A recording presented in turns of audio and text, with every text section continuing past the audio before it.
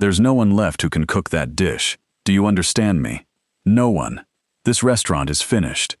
The words rang out across the crowded kitchen like a dropped tray, and for one terrible moment, everything stopped. The cooks froze at their stations. The waiters halted in the doorway. The steam and the noise and the roar of a great restaurant at the height of a Friday night seemed to fall away into a single held breath.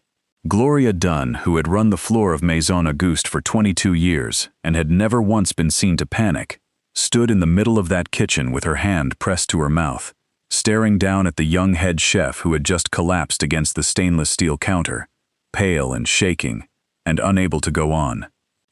And out at table 9, in the finest seat in the house, sat the one person who could end them all, the most feared restaurant critic in the city, the single review that could lift Maison Auguste back into glory, or bury it for good.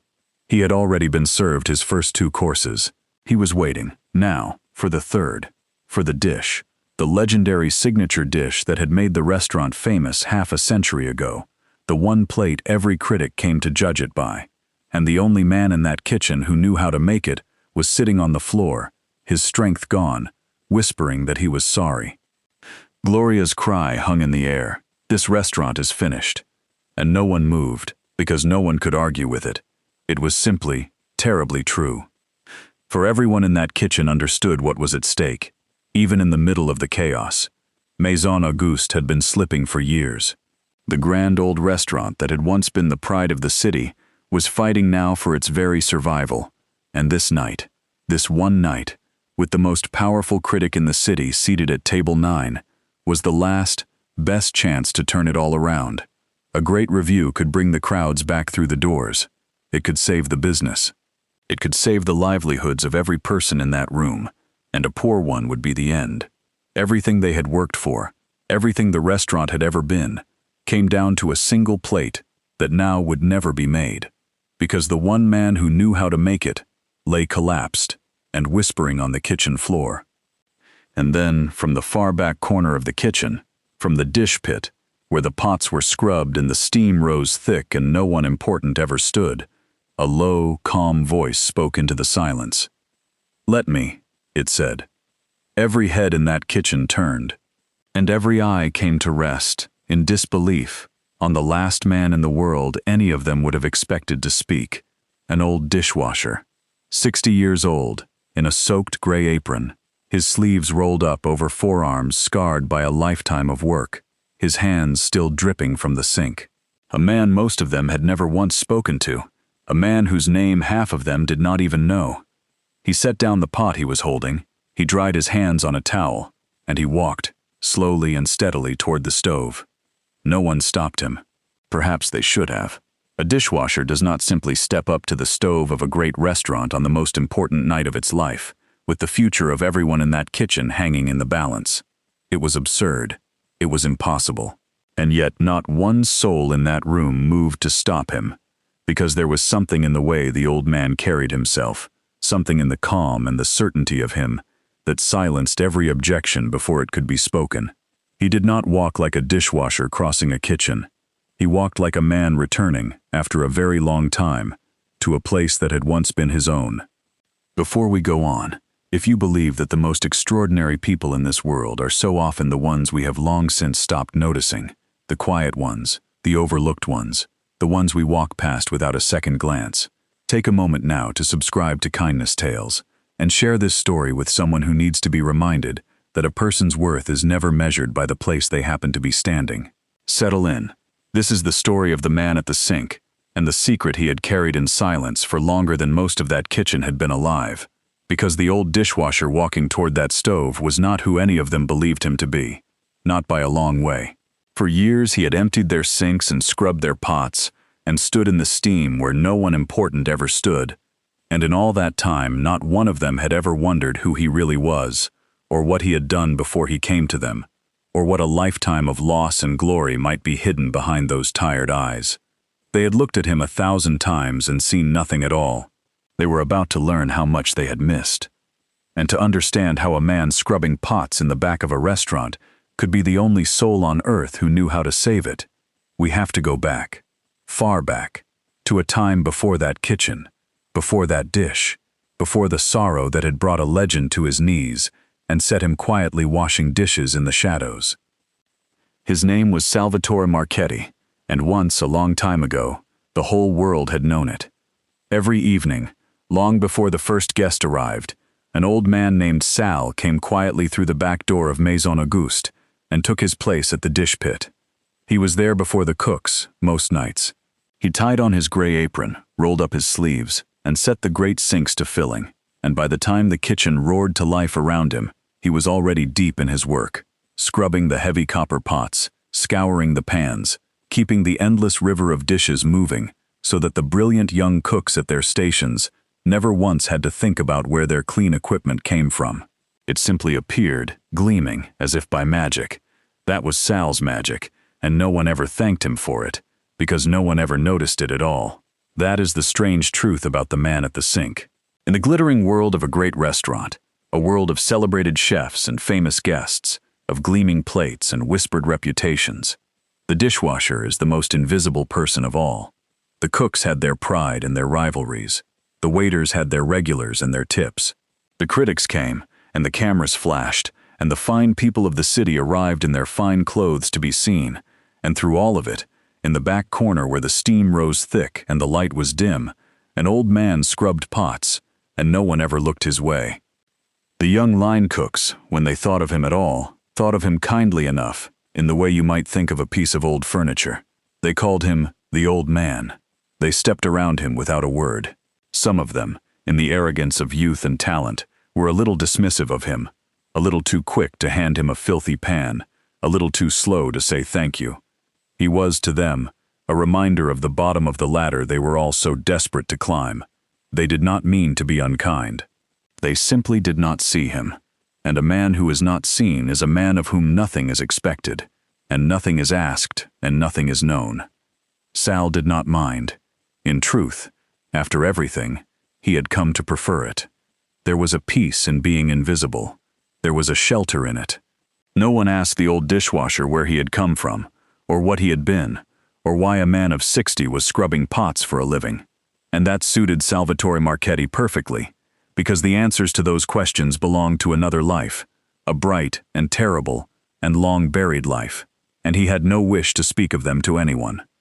There had been a time, long ago, when it was the very opposite, when every eye in a room turned toward him the moment he walked in, when his name was on the lips of famous people, when the weight of the whole world's admiration sat on his shoulders like a coat he could never take off.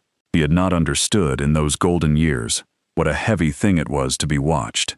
It was only much later, after the world had taken everything from him, that he came to treasure the strange gift of being no one at all. In his soaked gray apron, in the steam and the shadows, Salvatore Marchetti was free, in a way he had not been when the whole world sang his name. Nothing was expected of the man at the sink, and a man of whom nothing is expected is a man who is finally, blessedly, left in peace. But there were things about the old man that did not quite fit, if anyone had cared to notice. There was the way he moved through that kitchen, for one, with a quiet, unhurried certainty, as though he knew it in his bones, as though he had walked those exact floors 1,000 times before. There was the way, now and then, that he would pause in his scrubbing and lift his head and breathe in the air of the kitchen, and a look would cross his face that was too complicated for a simple dishwasher, something between longing and grief and a deep, private love. And there was his palate. Once, a young cook had left a sauce simmering too long and gone to answer a call, and Sal, passing by, had stopped and frowned and murmured under his breath that it needed a whisper of acid and 30 seconds off the heat, and had been right, exactly right, though no one had heard him say it. Another evening he had glanced at a plate about to go out and quietly turned it a quarter turn before the runner lifted it, and what had looked ordinary suddenly looked like art, and no one had noticed the old man's hand at all. He was careful, most of the time, to keep such things to himself. He had come to that kitchen to disappear, not to be found, and for years he had succeeded. The old man at the sink kept his secret, and washed his dishes, and asked nothing of the world but to be left alone in the steam and the shadows, until the night the young head chef collapsed, and the whole restaurant hung by a thread, and Salvatore Marchetti finally set down his towel. To understand the man at the sink, you have to go back nearly half a century, to a hungry young man with nothing to his name but a pair of willing hands and a gift he did not yet understand. Salvatore Marchetti had come from nothing. He grew up poor, the youngest of a large family in a crowded neighborhood, and by the time he was a young man he was already adrift. No money, no schooling, no prospects, drifting from one hard job to the next, with the growing fear that the world simply had no place for him. He was proud, and he was willing to work, but willingness and pride do not fill an empty stomach, and there came a season in his young life when Salvatore was very nearly at the end of his rope. And then he walked, one desperate afternoon, into the back door of a restaurant, looking for any work at all, and his whole life changed forever. The restaurant was Maison Auguste, and the man who ran it was the great chef Auguste Lenoir himself, already a legend in those days, a giant of the culinary world, a stern and brilliant old master, with flour on his sleeves and fire in his eyes. Auguste had no need of another pair of hands, and he very nearly sent the young man away, but something made him stop. Perhaps it was the look in Salvatore's eyes, that particular hunger that is not only for food. Perhaps it was simple mercy. Whatever it was, the old chef looked at the ragged, penniless young man standing in his doorway, and instead of turning him out, he handed him an apron and pointed him toward the sink. Salvatore started at the very bottom. He washed dishes, he scrubbed pots, he swept floors and hauled crates and did every thankless task the kitchen could give him, and he did them so well, with such fierce and grateful devotion, that in time old Auguste began to notice him. He began to let the young man watch, then to taste, then, one day, to try. And when Salvatore Marchetti first picked up a knife and stood at that stove, the old chef saw at once what he had nearly turned away at his door. The boy had it, the rare, unteachable thing, the gift. What followed was a partnership that neither of them ever forgot. Auguste, who had no children of his own, took the young man under his wing and poured a lifetime of knowledge into him. And Salvatore, who had never in his life been believed in by anyone, gave himself to the work with a devotion that bordered on the sacred. He rose, and rose, and rose, and in time, sooner than anyone could have believed, the penniless drifter that no one had wanted became one of the most celebrated chefs of his generation. The world learned his name. Critics traveled across the country to taste his cooking, and the young man who had once nearly starved now stood at the very summit of his art. The old master taught him more than technique. Auguste taught him that cooking was not, at its heart, about impressing anyone, that the finest meal in the world was worth nothing if it was made from vanity, and that the humblest plate could be a kind of love letter if it was made from the heart. He taught Salvatore to respect every person in the kitchen, from the highest to the lowest, because he himself had once been the lowest, and had never forgotten it. And he taught him, above all, that a gift is not something you own. It is something you are lent and are meant to give away. Salvatore did not fully understand those lessons in his golden years. He would understand them completely only much later, in the shadows, at a sink. But the crowning moment of his rise, the thing that made Salvatore Marchetti a true legend, was a single dish. He created it, in those golden years, for the woman he loved. Her name was Elena, and she was the light of his whole life, and he built the dish for her the way a poet builds a poem, carefully, tenderly, pouring into every element of it everything he could not say in words. It was a delicate and beautiful thing, deceptively simple, impossible to imitate, and when the world finally tasted it, the world fell silent, and then the world stood up and cheered. It became the signature of Maison Auguste. It became the dish by which the restaurant was known. And though the years would pass and the world would change, that one plate, Salvatore's gift to Elena, remained, decade after decade, the beating heart of that famous kitchen. What none of the critics who praised it ever knew was that its secret ingredient was not a spice or a technique at all. It was love. He had made it for one person, and every plate that ever went out carried a whisper of her in it. For a time, Salvatore Marchetti had everything a man could dream of: the work he loved, the mentor who had saved him, the woman who was his whole heart, and the golden certainty that the hardest part of his life was behind him. He was wrong about that last part. He was about to learn how wrong. The fall, when it came, did not come from the world of the kitchen. It came from life itself, which spares no one, not even the fortunate. Salvatore lost Elena. We will not linger over the details because some griefs are too private and too heavy to be handed around, and Salvatore himself could never bring himself to speak of them. It is enough to say that illness came for her, quietly and unfairly, in the way the hardest losses so often do, and that when she was gone, the light that had guided Salvatore Marchetti through his whole bright life simply went out. And with it, strangely, went the gift. He could not cook anymore. He would stand at the stove, in the kitchen that had once felt like his true home, and he would feel nothing at all. The dishes he had built his life on tasted like ashes to him. The signature plate, the one he had made for Elena, the one the whole world adored, he could not bear even to look at, for every element of it was a memory of her, and every memory was a wound. The music that had always played in him, the deep private joy that had made him a great artist, had fallen completely silent, and a man cannot make beauty out of silence. So Salvatore did the only thing he could do. He walked away. He took off his chef's coat, and he left the world that had celebrated him, and he disappeared.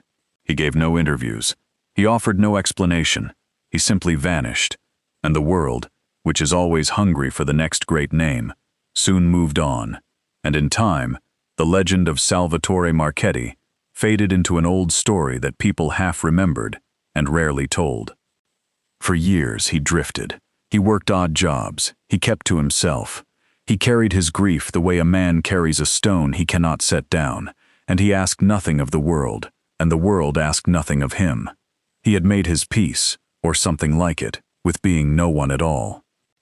Those were long and quiet years, and there is not a great deal to tell of them, because a grieving man's life grows very small. He rose in the morning and did whatever work was in front of him, and came home to a quiet room, and the days ran together, gray and much the same. He did not cook, except the plainest food, to keep himself alive. He rarely spoke of his past, and no one ever guessed it. He had been one of the most celebrated men in his field, and now he swept floors and stocked shelves, and moved through the world unremarked. And the strange thing was that he did not mind it as much as a person might expect. There is a mercy, sometimes, in being small. The weight of who he had been had grown too heavy to carry.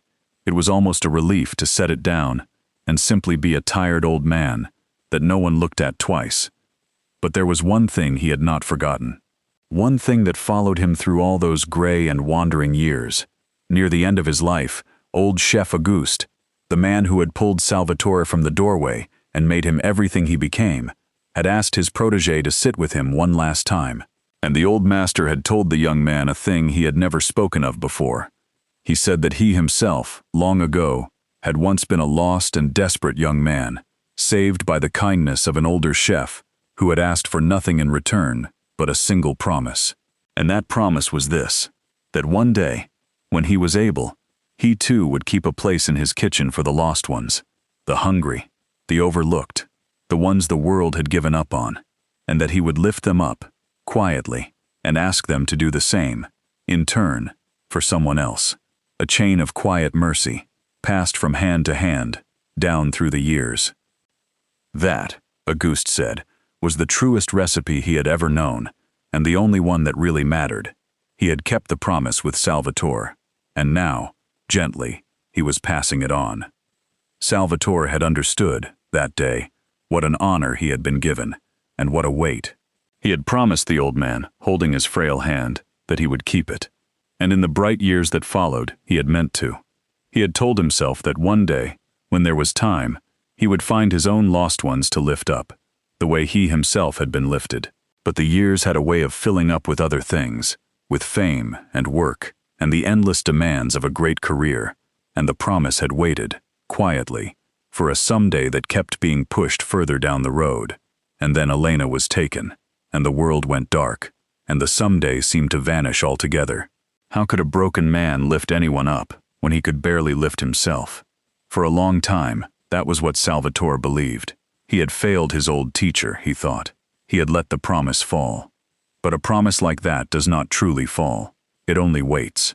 And it waited in Salvatore Marchetti through all the long gray years, patient as a banked fire, until the day at last arrived when he was ready and able, and finally understood what it had been asking of him all along.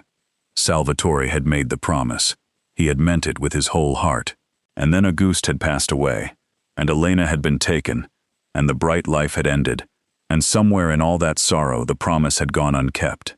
It had never left him, though, and one gray day, years into his wandering, it finally led him home. No one knew why the old dishwasher had come to Maison Auguste. No one had ever thought to ask, but Salvatore knew, and the reason was buried deep in the promise he had never kept. The restaurant had changed hands many times in the years since Auguste's death, and many times since Salvatore had vanished. It had passed to new owners and new chefs, and a new generation that knew the old names only as history. But through all of it, two things had never changed. It still bore the name of the great Chef Auguste Lenoir, and it still served, every single night, the signature dish that Salvatore Marchetti had created for the woman he loved. When Salvatore, old now and worn down by the years, finally learned that the place still stood, that his mentor's name still hung above the door, that Elena's dish still went out to the tables night after night, something in him longed to be near it again, not to reclaim it, not to be known. He had no wish for that, and never would. He only wanted to be close, one more time, to the kitchen that had been the great love of his life, and to the two people he had lost, whose spirits seemed to live on in that room and in that dish. And so he did the only thing that would let him stay near without being found. He came to the back door of Maison Auguste, just as he had half a century before, and he asked for the humblest work in the house. There was a particular comfort in it that he could not have explained to anyone. Each night, as the signature dish went out to the tables, Salvatore would catch the scent of it drifting across the kitchen, the very dish he had made for Elena all those years ago. And for just a moment, in the steam and the noise, she would seem to be near him again. It was the closest he could come to her now. The world had taken almost everything from him, but it had not taken that.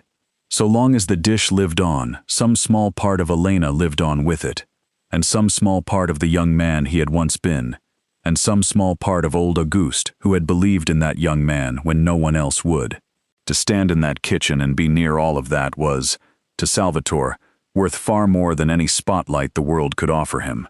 It was, in the truest sense, the only place he had left to call home. They gave him the dish pit, and the great chef Salvatore Marchetti, whose name had once been spoken with reverence across the country, tied on a gray apron and quietly began, once more, to wash the dishes. There was, of course, no one left who recognized him.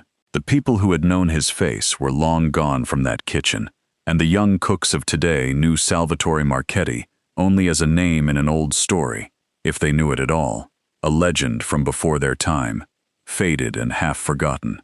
And that was exactly as Sal wished it. He kept his head down. He did his work. He answered to the old man, and he never once let slip a hint of who he truly was. On his very first night back, standing at that sink in the kitchen, where he had risen to greatness half a century before, he had to stop for a moment and steady himself, because the memories came so thick and so strong. But he mastered them, as he had mastered so much, and he took up his pots, and he began. The kitchen he returned to was not the kitchen he remembered. Maison Auguste had fallen on hard times. The years had dimmed its glory. The reviews had grown lukewarm, then unkind. The fine crowds had thinned. The restaurant that had once been a temple was fighting, now simply to survive, and everyone in it could feel the ground shifting beneath their feet. It grieved Salvatore to see it, this place he had helped to build, grown tired and frightened and uncertain of itself. But he said nothing. It was not his place to say anything. He was only the man at the sink. At the center of that struggle was the young head chef, a brilliant and desperate man named Julian Frost. Julian was perhaps 30 years old and enormously gifted, and carrying a weight that no one his age should have to carry. The survival of the whole restaurant had come to rest on his shoulders. He worked himself to exhaustion, night after night, chasing a perfection that always seemed to slip just out of reach. He was proud, and he was frightened, and he was slowly breaking under the strain of it, though he would sooner have died than let anyone see. Salvatore watched him from the dish pit, night after night, and his heart went out to the young man, because he knew that look. He had worn it himself, in a different age, in this very room. He recognized the particular loneliness of the person who believes that everything depends on him alone, and that he must never, ever let it show. Julian treated the old dishwasher the way everyone did, as furniture, as background, as no one at all, and the old dishwasher forgave him for it completely, because Sal understood that a drowning man rarely notices the lifeguard until the moment he is pulled from the water. He had no idea that the quiet old man at the sink was watching over him. He had no idea that the invisible dishwasher had, without a word, already begun to keep an old promise, and he had no idea that the frail, forgotten figure in the gray apron was the very man who had created the dish that Julian cooked every night, the dish that carried the whole restaurant on its back, the dish that would soon decide all their fates. That night was coming, but before it came, there were the quiet rescues, because Salvatore Marchetti had not forgotten his promise a second time. It began, as the most important things so often do, with a single small act. One night, deep in the rush, a young cook at the far station was falling apart. A boy, really, new and overwhelmed, and drowning in a sea of orders he could not keep up with. His hands were shaking, his plates were going out wrong, and Salvatore, passing behind him with a stack of clean pans, saw in that young man's frightened eyes something he knew as well as his own reflection, the look of a person about to give up. He had worn that look himself, at that very age, in that very kitchen, half a century before. He could not help himself. As he passed, Salvatore leaned in, and in a low voice that no one else could hear, he said just a few quiet words, a small tip, a gentle correction, a way to reset a failing sauce that only a master would know. And then he moved on, as though he had said nothing at all. The young cook stared. He tried it. It worked, and something in his panic eased, and he found his footing, and he made it through the night. He never quite understood where the advice had come from, or how the old dishwasher had known such a thing, but he never forgot it either. And that was only the beginning. Night after night, month after month, the invisible man at the sink became the secret guardian of that struggling kitchen, though not a soul in it ever knew. He had a genius for noticing the ones who were failing, the overwhelmed, the discouraged, the young cooks on the edge of walking out the door for good, and wherever he found one, he left something behind, a quiet word of advice, murmured in passing, a struggling dish, mysteriously corrected while its cook's back was turned, a tip scrawled on the corner of an order ticket, in a careful hand, signed with no name. Small things, invisible things. But to a frightened young cook drowning in a Friday night rush, those small things were a hand reaching out of the water. There was one young woman in particular, a shy and gifted cook who had nearly quit 3 times in her first month. The pace of the kitchen terrified her, and the sharp tongues of the older cooks terrified her more, and she had all but decided that she did not belong. Salvatore saw it, as he saw everything from his corner. He could not lecture her. She would not have listened to a dishwasher. So instead he simply began, very quietly, to make her nights a little easier.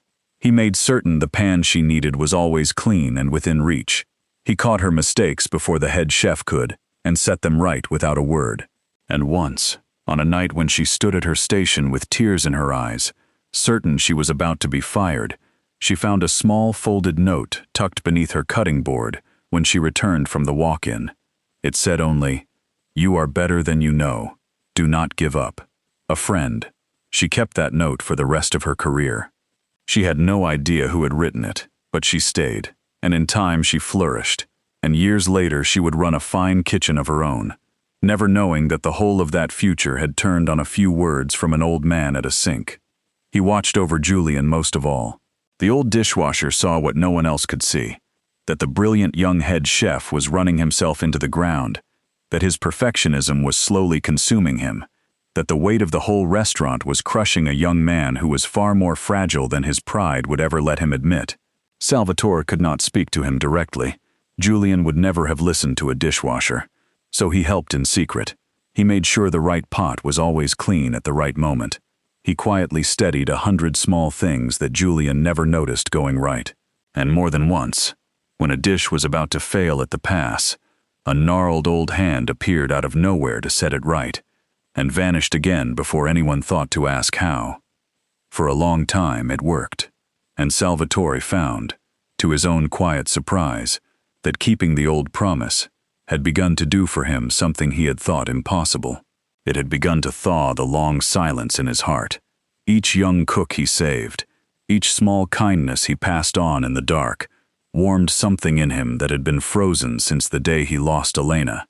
He would never again stand in the light and be called a legend. But in the shadows, night after night, he was quietly saving people, and no acclaim he had ever known had made him feel the way that did. He understood, at last, what old Auguste had been trying to tell him all those years ago. The promise had never really been a burden the old man had placed upon him. It had been a gift, for it turned out that the surest way to heal a broken heart is not to guard it, but to spend it, to pour whatever you have left into someone who needs it, and to ask for nothing back. Salvatore had spent so many gray years believing his usefulness in the world had ended when Elena died. He had been wrong. It had only been waiting for him to find it again, and he had found it not on a stage, not under bright lights, but in the humblest corner of a kitchen, in a soaked gray apron, doing quiet good that no one would ever see. That, he came to believe, was the truest cooking he had ever done. It simply could not be tasted. It could only be felt, in the life of a frightened young person who had been about to give up, and then, because of a stranger's quiet hand, did not. But some secrets are too large to keep forever, and on one particular Friday night, with everything on the line, the old dishwasher would be forced, at last, to step out of the shadows and into the light. It was the most important night in the recent history of Maison Auguste, and everyone in the building knew it. The most feared and respected restaurant critic in the city had booked a table. Word had come down that afternoon, and the whole restaurant had been thrown into a fever of preparation, because everyone understood exactly what it meant. A great review could restore Maison Auguste to its former glory, bring back the crowds, save the failing business, secure all their futures, and a poor one could be the final blow. It was, quite simply, everything, and it would all come down to the food. It would all come down, as it always did, to the signature dish, the legendary plate that every critic used to measure the soul of the restaurant. The critic was seated at table 9, the finest table in the house. The first courses went out flawlessly, and in the kitchen, the pressure bore down on Julian Frost like a mountain. This was the moment his whole career had been building toward, and the whole restaurant was depending on him, and the weight of it was more than any man could carry. It was more than Julian could carry. In the middle of the rush, at the worst possible moment, his body finally gave out. Weeks of exhaustion, of skipped meals and sleepless nights, and relentless strain, caught up with him all at once, and the young head chef sank down against the counter, gray-faced and trembling, unable to stand, unable to go on. The kitchen erupted in alarm, and the one dish that could save them all, the dish only Julian knew how to make, sat unfinished, while at table 9, the critic waited. That was the moment Gloria Dunn cried out that the restaurant was finished. And that was the moment a quiet voice from the dish pit said, "Let me." They all watched, frozen in disbelief, as the old dishwasher walked to the stove. Some of them wanted to stop him. What could the old man possibly do? But there was something in the way he moved, that quiet, unhurried certainty, that made them step back and let him pass. He rolled up his sleeves. He looked down at the ingredients laid out for the signature dish, and then Salvatore Marchetti began to cook. And the kitchen fell silent, because within seconds, every cook in that room understood that they were watching something they had never seen before. His hands moved with a grace and a mastery that stopped them all where they stood. There was no hesitation, no searching, no doubt. He did not glance at a recipe, or measure, or pause to think. He simply cooked, the way a great musician plays a song he wrote himself long ago, from a place far deeper than memory. Because he had written this song, he had created this dish, with his own hands, for the woman he loved, half a century before any of them were born. Every motion was the motion of a man coming home. The young cooks, who prided themselves on their skill, watched in something close to awe. They had believed they understood cooking. They had believed they were among the best young talents in the city. But what they were watching now was something beyond skill, something that could not be taught in any school or learned in any number of years. It was the difference between a person who plays the notes correctly and a person who is the music itself. The old man's face, as he worked, had changed entirely. The tiredness had fallen away. In its place was a quiet, luminous peace, the look of a man who has finally been allowed, after a long exile, to do the one thing he was born to do. Some of them would say, later, that they had never seen a person look so completely alive. And when at last the plate was finished and it went out to table 9, it was not merely correct, it was perfect. It was the dish exactly as it had been meant to be, made by the only living soul who truly knew it, its creator. The critic tasted it, and the critic went very still. And then, slowly, the critic set down his fork and asked to see the chef. Julian, recovering now in a chair with Gloria at his side, watched in astonishment as the truth came out at last. As Gloria, her voice shaking, told the critic, and the whole stunned kitchen, who the old dishwasher truly was. Salvatore Marchetti, the lost legend, the vanished master, the very man who had created the dish that had carried Maison Auguste for 50 years, standing there all this time in a gray apron at the back of his own kitchen, and no one had ever known. For a long moment, no one in that kitchen could speak. They turned and stared at the old man they had stepped around for years, the old man they had handed their dirty pans to, the old man whose name half of them had never bothered to learn, and they saw him, at last, for the first time. And Salvatore Marchetti only wiped his hands on his towel and lowered his eyes and looked, more than anything, as though he wished he could disappear back into the steam from which he had come. The review, when it came, was one for the ages. But it was not, in the end, the thing that mattered most about that night. What mattered was what happened after, because the world, once it learned that the great Salvatore Marchetti was alive and had been found, wanted him back. They offered him everything: the spotlight, the fame, his name above the door once more. All he had to do was step back into the light he had walked away from so many years before, and Salvatore Marchetti gently told them no. He did not want the spotlight. He had walked away from it once, with good reason, and he had made a different kind of peace in the years since. A quieter peace, but a truer one. He had come to that kitchen not to be a legend again, but to be near the things he loved, and to keep an old promise, and to lift up the lost ones the way he himself had once been lifted up. That work was not finished, and it was the only work, he had come to understand, that had ever really mattered. So he stayed, but he stayed on his own terms. He hung up the gray apron of the dishwasher, and he took up a role no one had ever held at Maison Auguste before. Not the celebrated chef on the magazine covers, but something quieter and, in its way, far greater. He became the keeper of the kitchen's heart. He taught. He mentored. He looked after the young cooks who were struggling, the overwhelmed and the frightened and the ones about to give up, the very ones he had been rescuing in secret all along. And now he could do it in the open, with a hand on a shoulder and a word of belief, the way old Auguste had once done for him. He gave the greatest of his gifts to Julian Frost. He took the brilliant, broken young chef under his wing, and he taught him not only how to cook, but how to survive the cruel weight of the work without letting it destroy him, how to be an artist and still be a man. He gave Julian the dish, freely, the whole secret of it, so that Elena's creation would live on, in younger hands, long after Salvatore was gone. And he told Julian the story of the promise. The lost young man, saved by an older master, who asked in return only that the kindness be passed on. And he asked Julian to keep it, in his turn. Julian kept it. In the years that followed, he became not only a great chef but a great teacher, and he watched over his own struggling young cooks the way an old dishwasher had once watched over him. The chain that had begun so many lifetimes ago and had passed from Auguste to Salvatore and nearly died in a season of grief did not end. It ran on, into 100 quiet hands, and it runs on to this day. And there was something else, too, that came to light in the days that followed, something that surprised even Salvatore. As the story of the old dishwasher spread, the young cooks he had quietly rescued over the years began, one by one, to understand who their secret helper had been. The boy whose failing sauce had been saved by a whispered word. The shy young woman who had kept a folded note beneath her cutting board for years.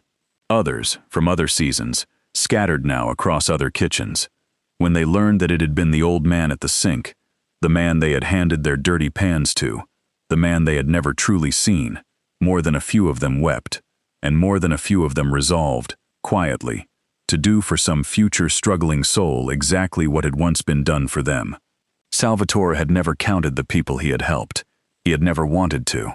But it turned out there were far more of them than he had ever imagined, and that the quiet good he had done in the dark had been spreading outward all along, into lives he would never see. So let this be the thing you carry with you from tonight's story.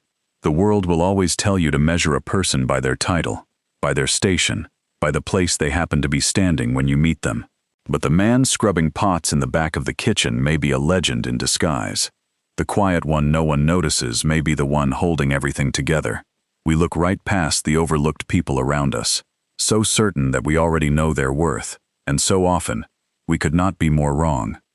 Salvatore Marchetti was called a legend once, when he was young, and the whole world knew his name. But he did his finest work later, in the shadows, when no one knew him at all. An old man at a sink, keeping a promise to the people he had loved, quietly lifting up the lost, and asking for nothing in return. We walk past people like him every single day. Perhaps the lesson of the man at table 9 is simply this, that we can never truly know what a person is carrying, or who they once were, or what they still might be. And perhaps, if we looked at the overlooked people around us with a little more wonder and a little less certainty, we would find that the world is full of hidden greatness, waiting quietly, in plain sight, for someone to finally see it. If this story touched your heart tonight, take a moment to leave a comment and tell us where you are watching from, and share it with someone who needs to be reminded that the quietest people often carry the greatest gifts. And subscribe to Kindness Tales for more stories of courage, of quiet dignity, and of the small and secret human choices that turn out, in the fullness of time, to matter far more than anyone ever knew. Thank you for being here with us. We are so very glad that you came.